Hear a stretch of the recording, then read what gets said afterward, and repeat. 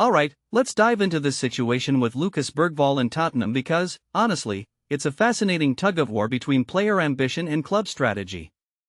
Here's the deal, Roberto De Zerbi wants Bergvall to stay, but he's not exactly rolling out the red carpet with guarantees.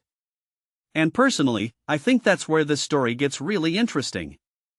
First off, De Zerbi's approach here is refreshingly honest. He's not sugarcoating anything. He says Bergvall is a top player, but he's also clear, Tottenham isn't a club that begs players to stay. What many people don't realize is that this kind of transparency is rare in football.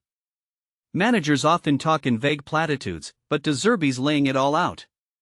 He's basically saying, we're a big club, you'll get your chance, but I can't promise you'll start every game. Now, let's talk about Bergvall's side of things.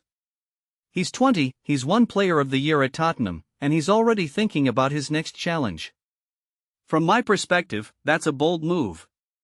Most players his age would probably ride the wave at a club like Tottenham, but Bergvall's got his eyes on something bigger. Or maybe he's just frustrated with the lack of consistency in his role. De Zerbi's been experimenting with him in different positions, and while he's finally settled on him as a double pivot, there's no guarantee he'll nail down that spot. Here's where it gets even more intriguing. Tottenham's midfield is stacked.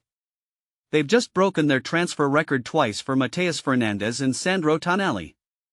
If you take a step back and think about it, Bergvall's desire to leave might not just be about playing time, it could be about his long-term career trajectory.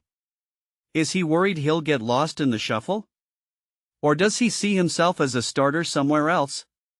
One thing that immediately stands out is De Zerbi's emphasis on competition. He's building a squad of 21 to 22 high-level players, not just an 11. This raises a deeper question. In modern football, is it better to be a key player at a smaller club or fight for your place at a top-tier team? Personally, I think Bergvall's at a crossroads. Staying at Tottenham could mean more trophies and exposure, but leaving could mean more consistent minutes and a clearer role. What this really suggests is that football's evolving. Players like Bergvall aren't just thinking about the here and now, they're planning their careers like chess games.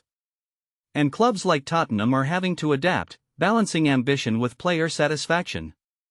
A detail I find fascinating is that De Zerbi and Bergvall haven't had a direct conversation about leaving. They've spoken during the World Cup and in pre-season, but it's not like Bergvall's come out and said, I want to go.